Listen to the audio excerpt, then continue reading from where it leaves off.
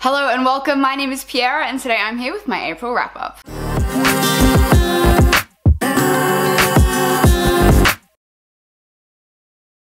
May? April. January, February, March, April. Okay. So I've been pretty quiet. Some of you may have noticed, some of you may not have noticed, some of you may have seen my little tweet about just taking a break from booktube. Ultimately, I was going through a bit of a rough patch, not wanting to make videos, not really doing much reading, just stress and anxiety and depression all just sitting at one time on my shoulders, but we're hopefully on the tail end of that now, so I thought I would try and shoot some videos for you. I'm in the process of doing like a little rebrand of my whole channel, so over the next like few months, if you see everything just like slightly changing, that is why. I'm hoping to get a new background soon. I don't know if I like the books anymore. I think I kind of want just something like a more plain aesthetic. That and a few other bits and pieces that I am yet to figure out what exactly that I want. So until then, this is what I did in April. So apart from spending like a solid 70% of it in bed, asleep, sad, I also worked on a grant pitch with my friends. So basically, we submitted a pitch to Screen Queensland in hopes to get a grant to make a short film or to make a series. It was a YouTube thing.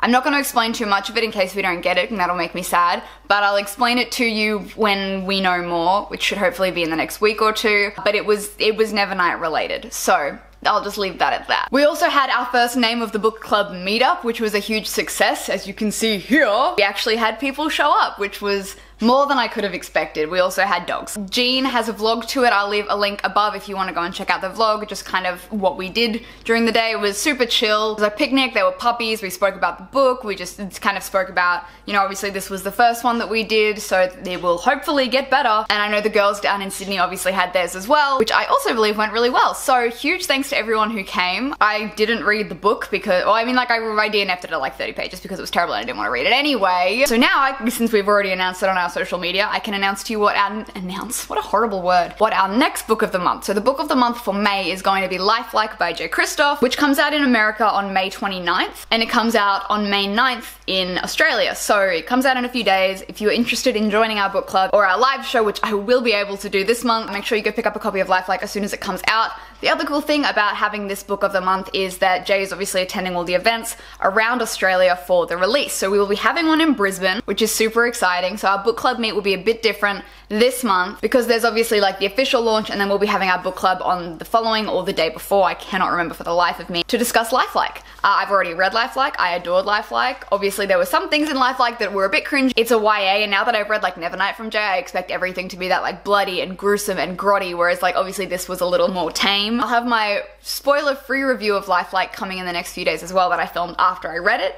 I will be rereading it, so maybe I'll do a recap. Who knows? Who knows? The book of the month is Lifelike by J. Christoph, so go and get that when it comes out. I mean, ACAFAS dropped, that's a thing. Yeah, look, literally apart from that, that is it. It was our book club, it was the pitch, my whole life was dedicated to it. I'm currently shooting a short film called The Allegro Project. Here are some stills, which you may have seen on my social media if you're following me on social media. That's what I've been working on this past month. We have one more day of shooting, I think next week, and then we're done. And then hopefully I will have a release date for you guys soon. You can see it online, but I will let you know as soon as I know. Okay, otherwise let's just get to the books that I read in April. Okay, so I read 8 books and I DNF'd 2. The 2 that I DNF'd, one was obviously Assassin's Apprentice by Robin Hobb, which is our book of the month because I'm trash. The next book that I DNF'd was Reign of the Fallen by Sarah Glenn Marsh. I maybe got like 70 pages into this one and just wasn't vibing it. It's basically about this necromancer who brings back like the kings from the dead, so their country is like constantly the same even if their rulers die. There are these things called shades, which is like if the person they brought back is seen by the naked eye, they turn into this like monster. I really don't know. I wasn't vibing it. I picked this one up because I believe there is a bisexual protagonist, which I was living for, but I just didn't like the characters or the story. One of the books that I read this month doesn't come out until May 22nd, so I read an advanced copy, but that is Witch Sign by Dan Patrick, and I want to say it's like Viking, Norse, Icelandic inspired, which I kind of enjoyed. Maybe German, I don't actually know. I got Viking vibes. I could be wrong. I want everything to be Viking, so.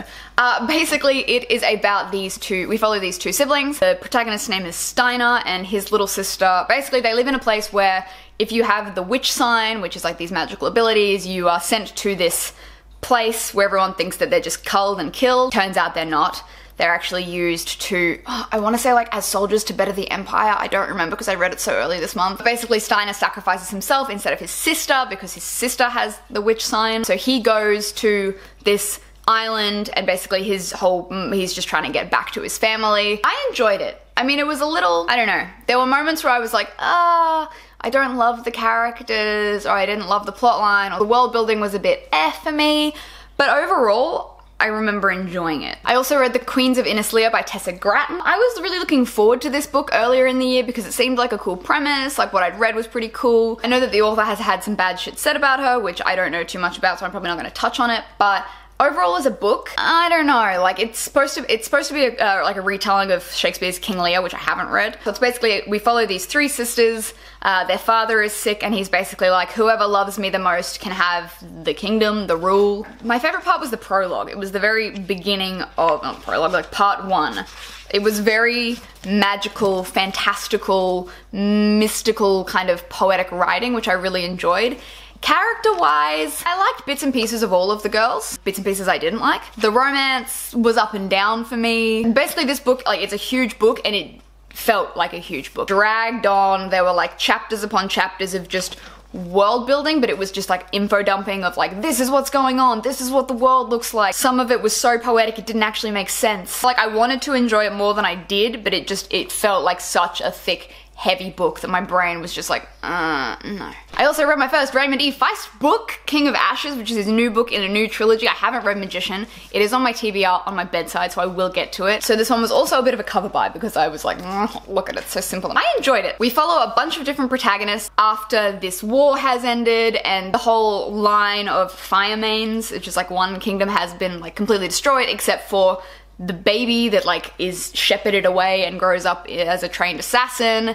We follow a few different like POVs, so I'm not gonna get too much into it, but I liked it. I really liked it. I liked the world building, I liked the characters. It was missing something for me, I just don't know what it was. I feel like it's just setting up for book 2, which I'm more excited for. It was like, it's what I wanted at the time, like just a heavy fantasy. Obviously I'll kick it off with Grey Sister by Mark Lawrence, which is one of my most anticipated books of the year. It is the sequel to Red Sister, which is one of my favorite books. We're just gonna ignore the cover completely because it's heinous. Fucking oath. This was such a good book. I love Nona, I love Ara, I love Zol, I love Kettle, I love Apple. This book does no wrong. Absolutely adored it. If you liked Red Sister, 100% go and read Grey Sister. Won't get too much into it because obviously it is a sequel. It reminds me a lot of Nevernight in like a more adult setting if Nevernight was to stay in the Red Church as opposed to go to God's Grave, if that makes sense. I really, really love these books. I think they're fantastic. I'm so ready for Holy Sister. My small child must be protected at all costs. Now the next 3 books I read are part of a series, but they're technically standalones, but they're all following the same characters in the same world. Every Heart a Doorway, Down Among the Sticks and Bones, and Beneath the Sugar Sky by Jeann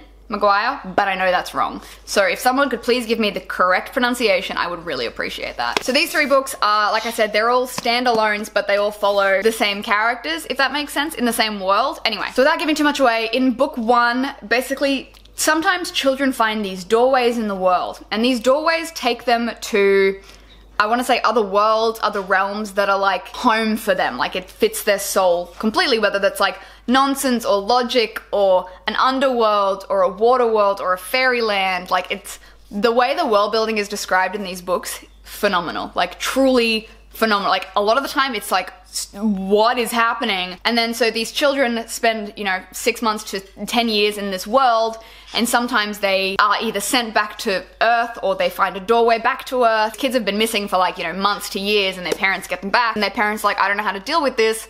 So they're sent to Miss Eleanor's Home for Wayward Children, that's what it's called. Very like Peculiar Children-esque. So this is basically a school for all the kids who are trying to find their doors again to go back to their mystical realm. So I really liked it. I mean, it's a small book, tiny book. So much goes on. The world building, the characters, like easily these are a new favorite series of mine. So this is book 1, Every Heart a Doorway. Book 2 is Down Among the Sticks and Bones, and this was my favorite. It follows the twin sisters that we meet in Every Heart a Doorway. And this is their story before they came to the School of Wayward Children. So this is about their mystical realm, whereas book 1 is about when they're back on Earth. And the final book, Beneath the Sugar Sky, follows the daughter of a character that we meet in book 1. But it's also set in this world at the moment where characters from book 1 meet up with, or the daughter falls into the school, and they go on a journey to basically save the daughter as she's slowly disappearing from existence. This is a new favorite series of mine. I am obsessed. I really, really like them. I would highly recommend if you're into like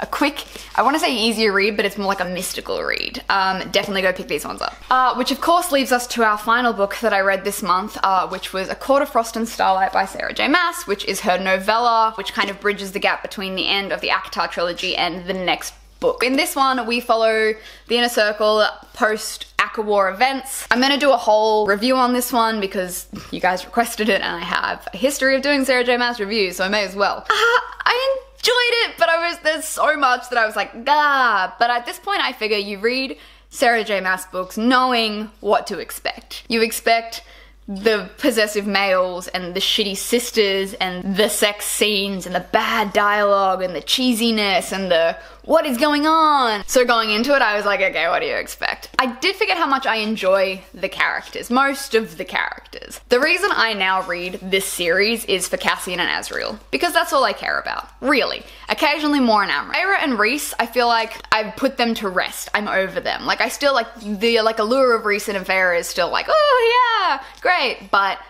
their story has concluded for me, and now I'm more interested in everybody else, except Nesta and Elaine. Well, look, Nesta is interesting to me.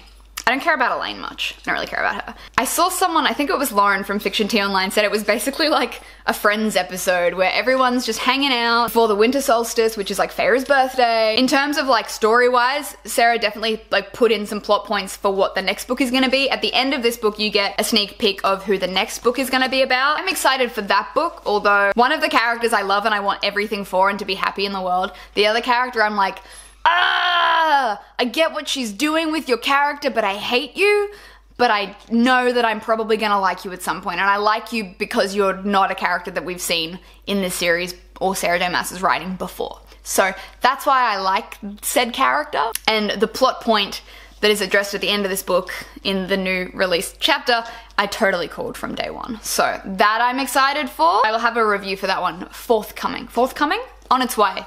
I haven't done it yet, I'm gonna film it in a second. So that was all the books that I read in the month of April, as well as a few other fun tidbits. Like I said, I've got like a running upload schedule, which I'm going to try and adhere to. But in saying that, like, you know, I'm slack and I'm sad. So trying to marry the three of them together, we'll see. And like I said, like, I'm trying to go for like a whole new book background setup. We're trying to launch a merch line, which I'm still, like, I think I've been talking about for like months and just never got around to it. Like, I want to say big things coming, but also like super unmotivated to live. So we'll see. The other final thing is, if you didn't already know, I'm pretty sure I mentioned it last time, I will be at the Brisbane Writers Festival with Jeann from Happy Indulgence on a Love YA panel, which is strange to me because I'm definitely not a teenager anymore. But it's more about blogging and the booktubing and the reviewing side of it, so it's not so much teen stuff. So if you are interested in coming along, I will leave links below. You can check that out. I'm not sure if I'm supposed to be telling anyone, but I'm gonna tell anyone. But Kaz is coming up from Sydney to see it and to spend like a weekend with me. I'm so fucking excited. That's exactly what I needed right now. Love from my girlfriend. I hope you guys enjoyed this video. I sound like I've smoked 60 packs a day, and I will see you next time. Okay, bye.